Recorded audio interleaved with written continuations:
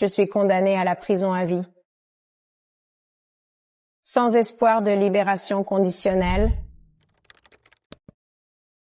J'ai tué mon père et mon oncle volontairement. Ce n'était pas un accident, j'ai fait ça volontairement, j'aurais pu trouver une autre solution. Mais je l'ai, c'est ce que j'ai fait.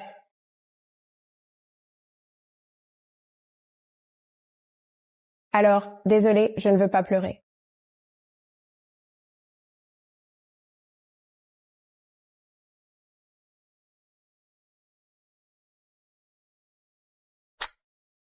Ça fait environ 2 ans que je suis ici. C'est pas facile d'être en prison, mais on s'habitue à tout, comme disait ma mère quand j'étais petite. Ma mère est morte quand j'avais environ 10 ans, elle. Elle est morte en tombant dans les escaliers de notre maison, et j'ai donc été seule avec mon père et mon oncle qui vivaient pas loin de chez nous. Au décès de ma mère, mon père a commencé à boire de plus en plus. Et au bout d'environ 2 ans, c'était devenu une habitude. Il buvait tous les soirs avec mon oncle à la maison. Le jour de mes 13 ans, ils m'ont appelé pour que je vienne boire un verre avec eux. Et mon oncle a dit, tu vas souffler la bougie aussi. Moi, j'avais pas compris.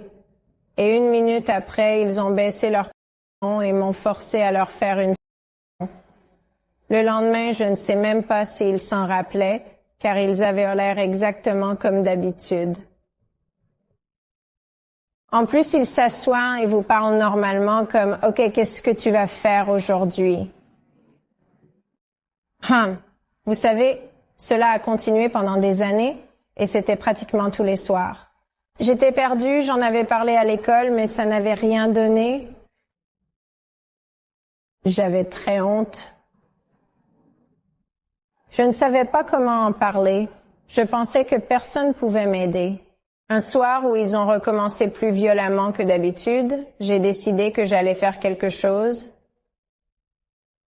Vers 1h du matin, ils étaient ivres dans le salon. J'ai décidé de mettre le feu à la maison et de partir. Et c'est ce que j'ai fait. J'ai déclenché des petits départs de feu dans toute la maison. Et je suis partie en courant. J'avais prévu un petit sac avec des vêtements, mais je ne savais pas où j'allais. Je comptais improviser.